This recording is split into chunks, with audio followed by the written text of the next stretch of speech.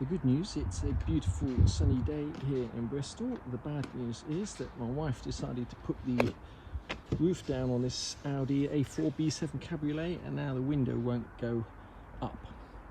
Now, the last time I drove this car, I noticed that when I slammed the door, the window did not go up the last few millimetres, which is normally a sign that the window regulator is on the way out. If you find that the window on your Audi or Volkswagen, whatever car it is, doesn't go all the way up or doesn't go all the way down, or you find that when you're putting it up you can hear a crunching sound and it's not going up smoothly, it's highly likely that your window regulator is knackered and will need replacing. Now, the first time you actually see that, the thing to do is go and order a part, and don't get into a situation where you're driving along one day in the pouring rain and your window won't go. One of the most common reasons for these window regulators breaking is that basically you get dirt and grime on the runners, and you've obviously got friction there, and the cable gets a little bit of rust on it, frays, and eventually breaks. A company called Euro Parts in America actually patented ball bearings in the rollers on these things here, on these little runners in the corner. And that, I don't know if this is a Euro part one, it's not marked with any brand, but that obviously will mean that this will last an awful lot longer. So let's set about fitting this to the car and see how we get on. Before you start this job, it's a good idea just to mark the level of the window here and here. And it's also a good job to disconnect the battery. Well, I'm not going to do that on this occasion because it has all sorts of implications for the radio code and the key fob, etc. First thing you're going to want to do is take off this piece of trim here. Now, if you're lucky, you'll just be able to get your fingers behind it and leave it up like that. If that doesn't work, get a flat blade screwdriver and very carefully pull this out. Now, take a close look at that fitting at the end. Okay, don't try and pull this towards the steering wheel because that will hook in. It kind of pushes out slightly and then just should clip off. Once you've got that piece of trim off, reveal these two screws here. Now, you can get along down to Screwfix and buy a set of 5 of these Torx bit screwdrivers. You're going to need a variety of different shapes and sizes. That's one way of doing it. Or you can get along to Toolstation and buy yourself a set like this. If you're doing other work on cars, this is a really useful thing to have. First thing we're going to do is whip out these 2 screws here, and they are a T30. Next up, we're going to whip out these 2 screws here, and to make life complicated, these are a T20. Remember that these 2 screws on this side have these washers on them. There's another screw under the window switch here, and to get this window switch out, you can either poke a sharp object like a small screwdriver up through that hole there, or if you're lucky and you're very careful, you can just wedge something underneath here and get your fingers and pull that out like so. This window switch has a plug on the end of it, and to get the plug out, there's a small tab that you have to push down. That tab just pushes down like so, and then the plug will pull straight out. That reveals this screw here, which is a T30. One last screw to undo before we can get the door panel off. That's this one here. This is a T20. Now, sometimes these screws get rounded off, and you might need to get a set of mole grips on there to get that out, which was what we had to do. Got those 6 screws out. This door panel should just come right off. It's held on by a series of clips around the edge, and the best place to start is to get your hand just behind here and give it a good yank like so. Now, there are 3 wires holding this door panel on, so don't just try pulling it all the way off. You can just rest it on this here. The most important wire, the one that's easiest to break, is this thin one here.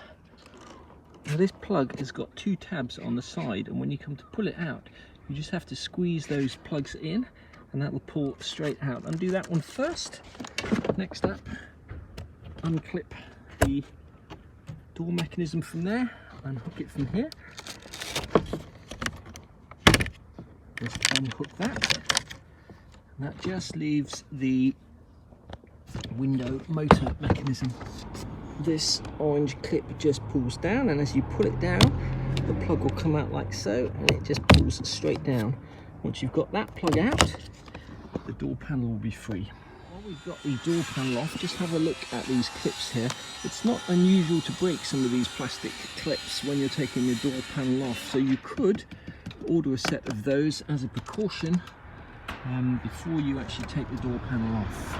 Just before you go any further, it's possible that your window switch is faulty and that's why your window isn't working, but it's highly unlikely. What normally happens is this switch will fail in its entirety and none of the windows will work. It's unlikely that just the driver's side will stop working. You can kind of test whether it's got any power going to it just by turning on the lights on a car on a dark day or in a garage, and these little switches should light up. If there's power going to it, as I say, it's unusual for those to fail, especially just for one of these to fail. It's also possible that your window's not going up because your window motor has failed, and this is the window motor here, and it's relatively easy to get off. It's just held by these 3 screws. Once again, it's unlikely. It's normally the window regulator that fails and not the motor. We've got to take this motor off anyway for the next stage, so let's whip that off. It is a T20. You can either take all of these plugs out and take the motor off entirely, or we're not going to do that. We're just going to pull the motor forward like so and just let that hang down here. Some pretty solid wires, so that should be just fine doing that. Next up, we're going to take the speaker out, as there's a screw behind there. Just undo the wires, you just squeeze in the 2 tabs at the top of the plug and that should pull it straight out like so. And then there's just 4 screws, torque screws, holding that speaker in. Done those screws, the speaker should just come straight out like so. And that reveals behind it the lower part of the window regulator. Next up, we're going to take off this inner door skin here without damaging it.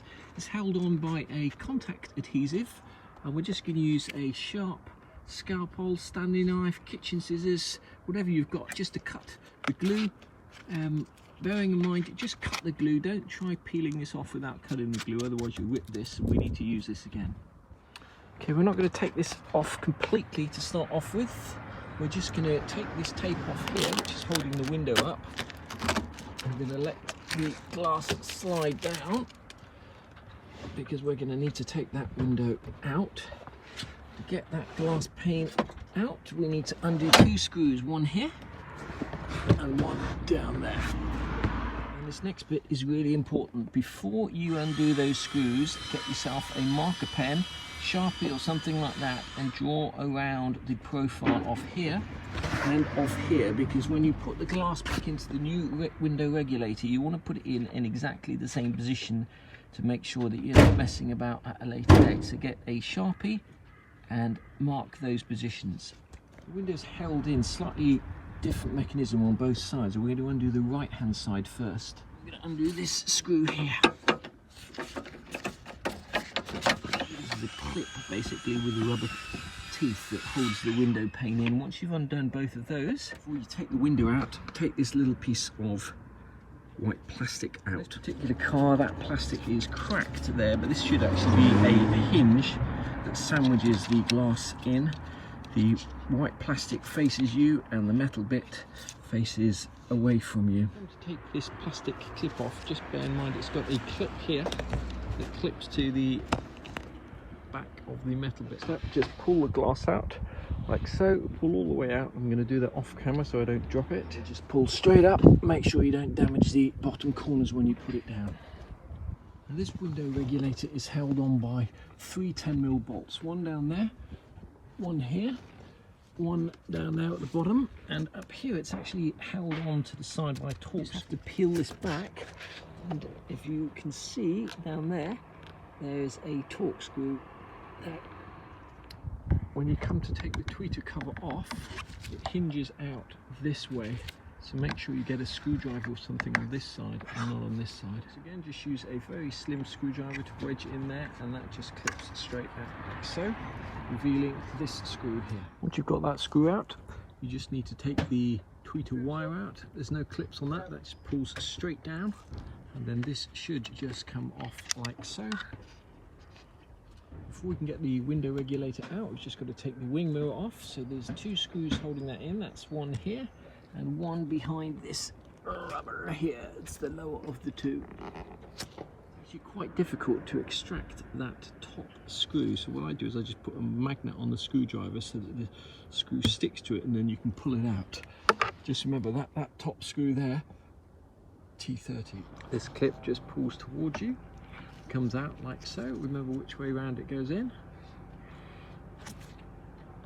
To get this wing mirror off, it pulls straight up, but in order to be able to do that, you have to free up all of this wiring here. So we're just going to try and pop this wiring out of the clips without breaking any of the clips, hopefully. If you're careful, you can just lever these out with a screwdriver or a pair of scissors, trying not to damage the paintwork. Next up, there's a piece of rubber that runs along the inside of here. We have to pull it all the way out. So pull this piece of rubber all the way out and all the way off here. So that is probably the trickiest part so far, is just getting that bit of rubber over all of there. Getting it off is one thing, of course, we've still got to get it back on. Just before we go ahead and pull the wing mirror out, you can see how the this part of the window regulator is attached just there. Just going to take the remainder of this trim out from here, undo the two bolts, and we may actually be able to pull this regulator out. Just before you undo these bottom bolts, you could, if you wanted to, get a marker pen and mark exactly where this is lined up on there, but I find normally there's enough dirt and grime that you'll see where the new bit fits on, because obviously the position of this is going to affect the position of the glass. Get this mirror out, you have to kind of pull it towards you like so, and then it should come out. This centre section here, these are held in with clips. On this one it's just pretty easy to push these through, but you may need to get a pair of pliers just to squeeze those clips in. Just a little clip here holding that wire in. Just squeeze that through and that should come loose. Having got this far, you would hope that it would be a simple matter of just lifting this out, but it isn't, because you can't get it through this gap here. So unfortunately, we're going to have to go one stage further, and we're going to have to take off this trim here, which just lifts up and is clipped onto the door. Okay, so it peels up. Do it carefully, and that should give us enough room to get this out. So there we go. If you've ever wondered how to get the outer scraper seal off an Audi, that's how you do it. We'll give that a little bit of a clean up before we put that on. As I've noticed, there are two more clips in here. I don't know if you can see this. This is clipped here, this cable, and it's also clipped here. So remember to clip those two things back in when you put your new one in.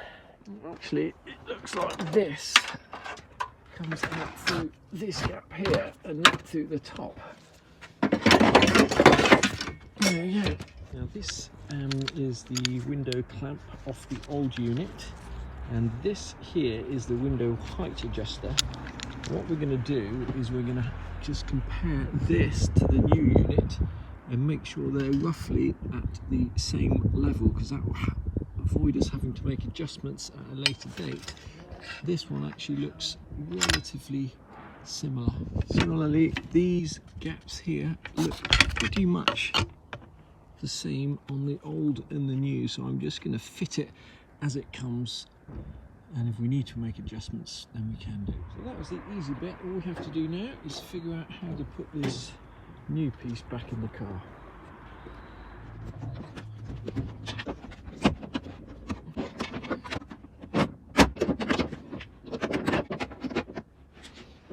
That went in without too much problems. The first thing we've got to do is just remember to clip these back onto the inside, onto these two white clips here and here.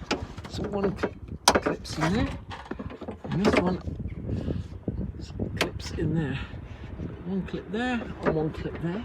Next up, we just need to put the bolts on the bottom, and then this bolt on here, and then we should hopefully be on the home run. I have to clip this here in as well. Should just clip straight in.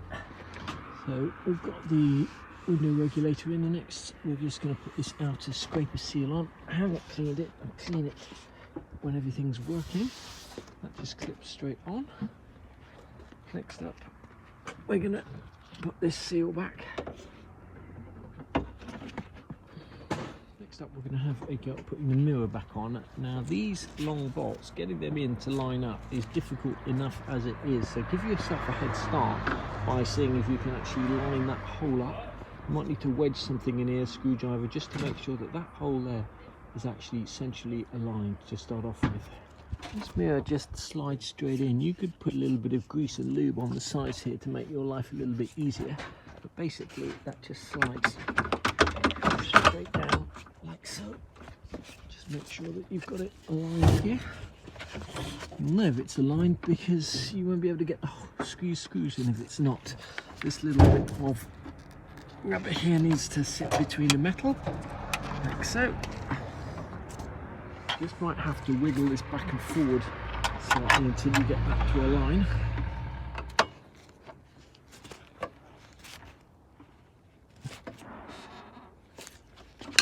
These screws are in pretty tight, so we're going to make sure they are tight enough now.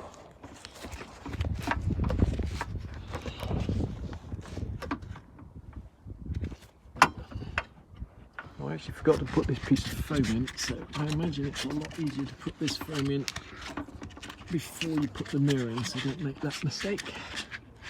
Okay, next up we're going to have a go at stretching this rubber back over and getting this back into the window regulator groove. What you have to try and do now is tuck the other bit of that rubber into this groove here on the window regulator. This is obviously the old one, so I'm just using the back of this scalpel to push that in, and that seems to have worked quite well. We'll soon find out.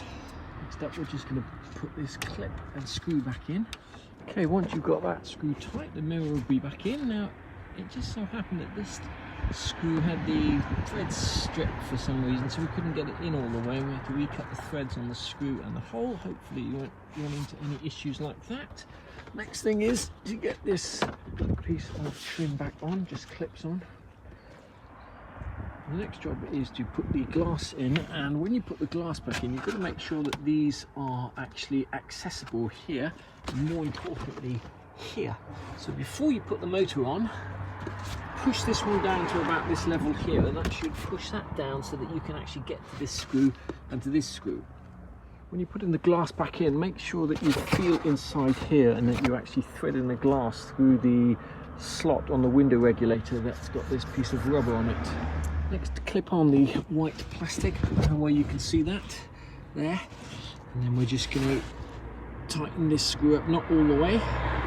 This is where it really helps if you've marked the glass, so you know exactly the position of the glass relative to these. I think we're pretty much there, and what we're going to do now is test the window. Just put the panel on loosely and see if the window actually goes up and down. So I've just connected up the motor here and this switch here. I'm going to turn the engine on and see what happens.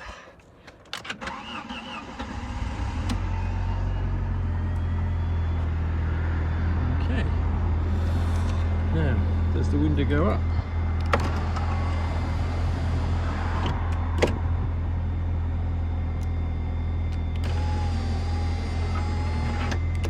Everything seems to work on the window. I'm just going to disconnect this and the switch again, put everything back together, and then finish this job. The tweeter in first, and then in theory this just tucks under the trim and there's just one screw holding it on. You come to put the tweeter cover on, it goes on this side first like so, then it clips in here and here.